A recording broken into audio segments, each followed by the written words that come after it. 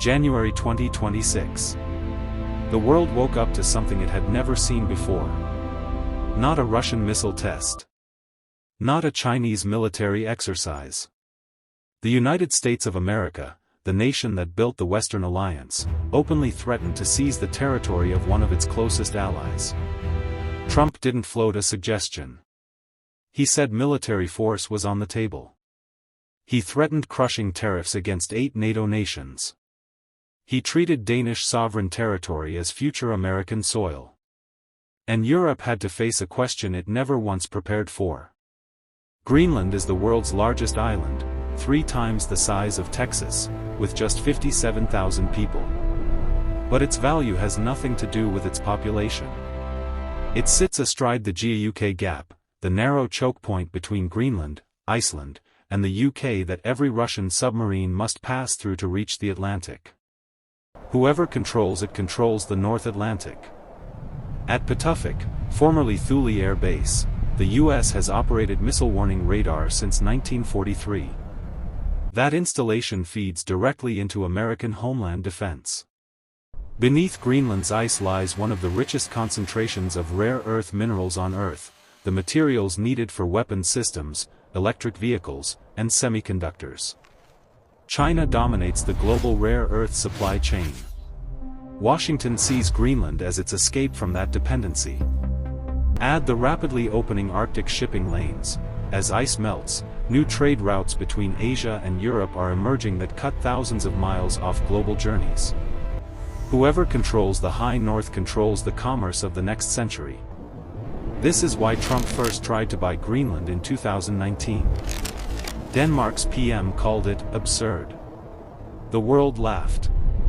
Nobody is laughing now. The escalation was slow, then sudden. In early 2025, Trump Jr. flew to Nuuk, met local politicians, and told Greenlandic people they deserved freedom. Around 50,000 people, nearly the entire population, took to the streets holding signs reading, "We are not for sale," and "Yankee go home."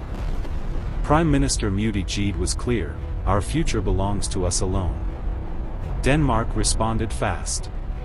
It committed billions to Arctic defense and launched major NATO exercises. But Trump didn't stop. In January 2026, he posted that anything less than full US control of Greenland was unacceptable. He threatened 25% tariffs against Denmark, Norway, Sweden, France, Germany, the UK, the Netherlands, and Finland, every single one a NATO ally. He mocked Denmark's entire Arctic military presence as 2 dogsleds. Then Denmark did something extraordinary. For the first time in its history, it listed the United States as a national security threat, in the same category as Russia and China. A NATO founding member just classified its own alliance leader as a threat. Europe's response came fast. Germany, France, Norway, Sweden, Finland, and the Netherlands all announced military deployments. Macron flew personally to Nuuk and declared French forces were already on the ground. Canada and France announced consulates in Nuuk. The message was unified: Greenland is not alone. But here are the actual numbers. Germany sent 13 soldiers. Norway sent 2. Finland sent 2 liaison officers. The Netherlands sent 1 naval officer. These weren't military deployments. They were political statements in uniform. And yet, even that mattered. The Atlantic Council noted that by placing European soldiers on Greenlandic soil, Europe removed from consideration a risk-free, low-cost military occupation of Nuuk. Washington would now face the optics of forcibly removing French, German, and Norwegian soldiers from Allied territory to seize it. That changes the calculation. But let's be honest about the deeper reality. Europe cannot militarily defend Greenland against the United States. Not today. For 75 years, Europe outsourced its defense to Washington. It has almost no Arctic-capable icebreakers. Its rapid deployment forces are designed for Eastern Europe, not the high north. Its defense industries are, in the assessment of multiple analysts, 3 to 5 years from genuine strategic independence. But Europe's real countermove wasn't the soldiers in Nuuk. It was something more structural. On February 11, 2026, just days ago, NATO launched Operation Arctic Sentry. Modeled on the Baltic Sentry mission, it permanently bolsters NATO's posture across the high north under a unified command. Secretary-General Mark Rutte was direct: there is a real threat. There is every need to make sure we protect this vital part of NATO territory. He named Russia and China, carefully avoiding Washington by name. But the room understood. Denmark committed nearly $12 billion to Arctic defense upgrades, F-35 jets, anti-aircraft systems, 200 additional soldiers already on the ground. The UK committed 1,500 Royal Marine Commandos to Arctic exercises. The entire Nordic military structure began integrating at a pace not seen since the Cold War. Europe also deployed what Brussels insiders call the trade bazooka, the EU anti-coercion instrument. If activated, it could lock American companies out of the world's largest trading bloc, target U.S. tech giants, and impose export controls on goods critical to American industry. Europe's economic leverage is vastly greater than its military leverage, and Washington knows it. Now the question nobody wants to fully answer.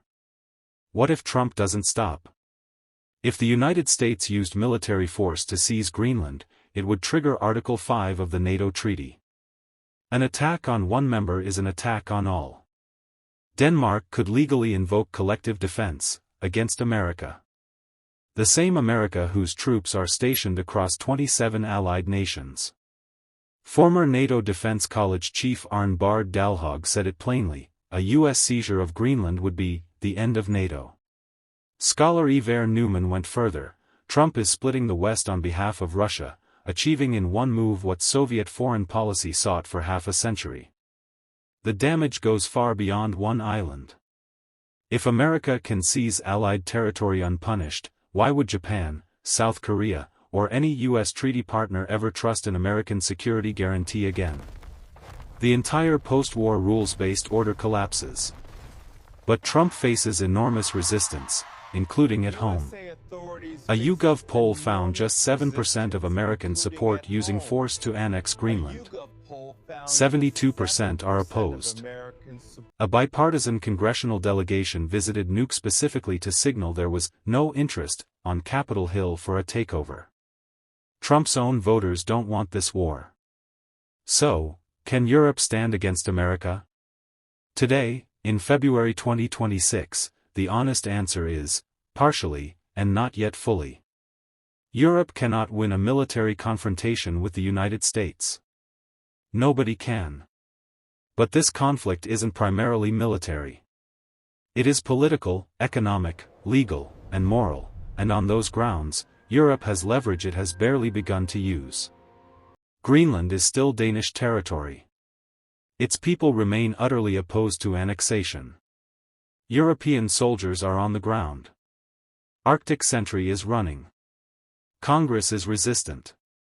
The American public is opposed.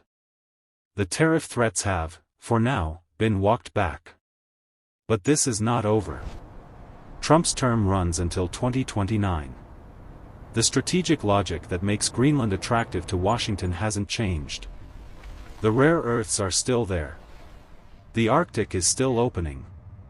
And Trump has shown he will do things no previous president would have contemplated. The most important thing Europe can do now is structural: build the defense capabilities that end the dependency on Washington, build the economic instruments that raise the cost of coercion, and build the political unity that makes Europe impossible to bully. The Greenland challenge is not really about an island. It is a test of whether Europe is a genuine geopolitical actor, or simply the world's largest consumer market waiting to be pushed around. That answer is still being written.